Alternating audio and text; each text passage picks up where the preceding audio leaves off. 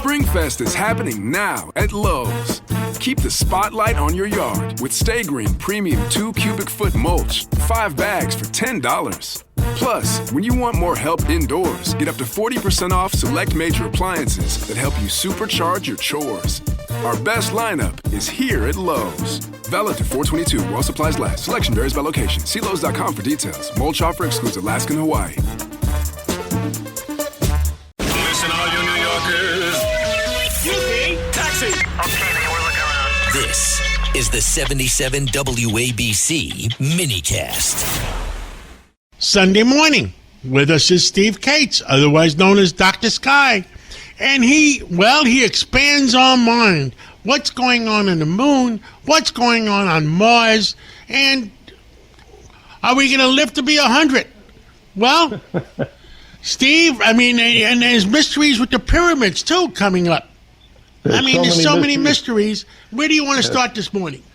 Well, John, let's talk about the solar system and the number of satellites. And for a long time, there's been a race and a competition between Jupiter and Saturn. Now, everybody knows, I'm sure, that Jupiter's the largest planet.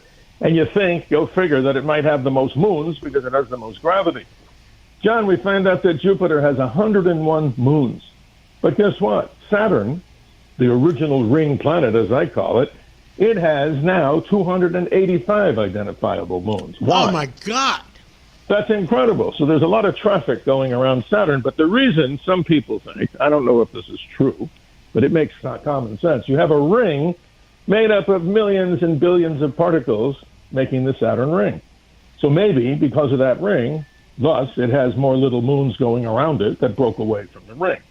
But John, if you look at the entire solar system, a record-breaking number, 442 satellites, are now identified not only around the 8 planets, but poor Pluto became a dwarf and a few others out there.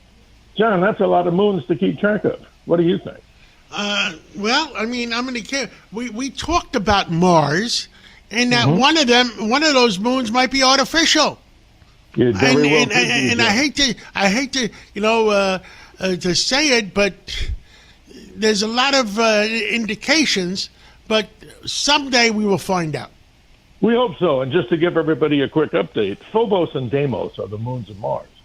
Little Phobos, if you think about it, probably shouldn't be there. Theoretically, some believe it's not it's not a natural satellite. But one day it will cascade and crash into Mars, but that's long after we're gone. But John. But Dr. Sky, Steve. Yes. At one point there was something, one of our satellites or one of our was about to land on it, and all of a sudden it went blank. John, the mysteries of Mars continue. More spacecraft have literally crashed on Mars, and that story doesn't get reported. Now, the other thing that happened that was big was the 2 people that were testifying before Congress on UFOs all of a sudden are found dead. John, this is another mystery. We're going to be talking about that this coming weekend, obviously, and the next weekend on the Dr. Sky Experience with great guests that have a lot of insight into this. That is a strange story, almost reminiscent of the sad story of Nancy Guthrie, but to separate the two, obviously, needs more research. But here we go. On the surface of the moon, you gave me this information, John, and I appreciate it, that the Lunar Reconnaissance Orbiter, a spacecraft that's been around the moon itself, imaging everything, including the landing sites of Apollo, has discovered a fresh crater, 738 feet in diameter, John, with rocks and ejecta material that came out of that about 20 feet in diameter. So this is unusual in the world because astronomers are saying that should only happen maybe once every 130 years. And that's incredible because if you look at the surface of the moon and how many craters, the moon's been there, John, for billions of years. But if we ever set up a lunar base there, gotta watch what's over our head. That's an interesting story. In other words, but do we have an estimation when it happened? No, somebody said back in the year 2024, somewhere between April and May of 2024. But you have to remember, a shout out to Arizona, where I am. The Lunar Reconnaissance Orbiter is managed by Arizona State University. And that little spacecraft, John, has detected so many things on the moon, including, not to be repetitious, for those that do not believe in our landing on the moon, it's actually imaged, John, the lunar descent modules, the lunar rovers, and how about this, the footprints of the astronauts. I don't think that's photoshopped. You don't either, I'm sure. Yes. So here we go. A little bit about Mars. The gravity on Mars, John, is only 38% of the Earth's. So astronomers and people who travel to the surface of Mars someday, we hope, they have to watch out about radiation and also muscle strength weakness because the Martian gravity, will accelerate that.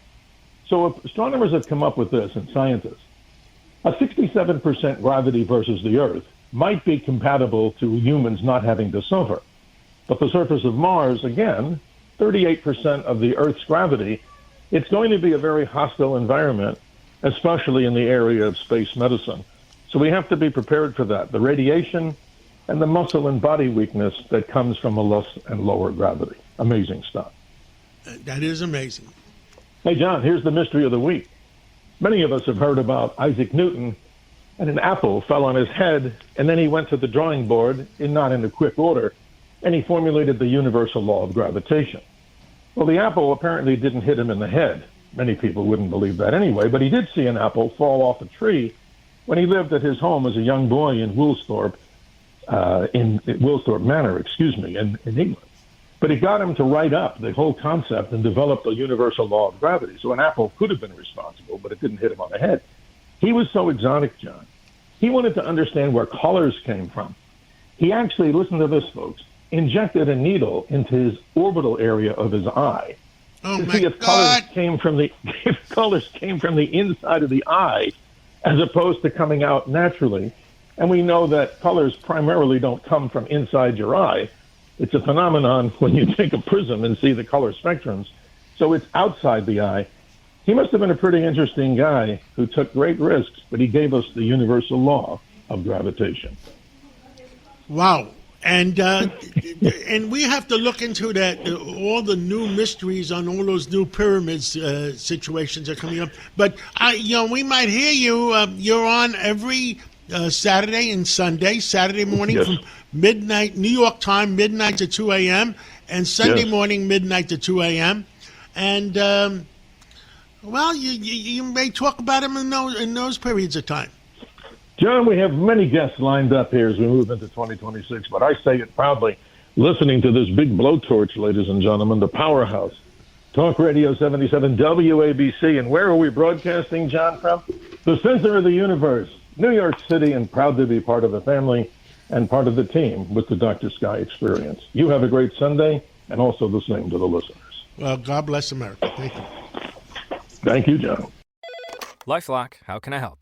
The IRS said I filed my return, but I haven't. 1 in 4 tax-paying Americans has paid the price of identity fraud. What do I do? My refund, though. I'm freaking out. Don't worry, I can fix this. LifeLock fixes identity theft guaranteed and gets your money back with up to $3 million in coverage. I'm so relieved. No problem. I'll be with you every step of the way. 1 in 4 was a fraud-paying American. Not anymore. Save up to 40% your first year. Visit LifeLock.com/podcast. Terms apply.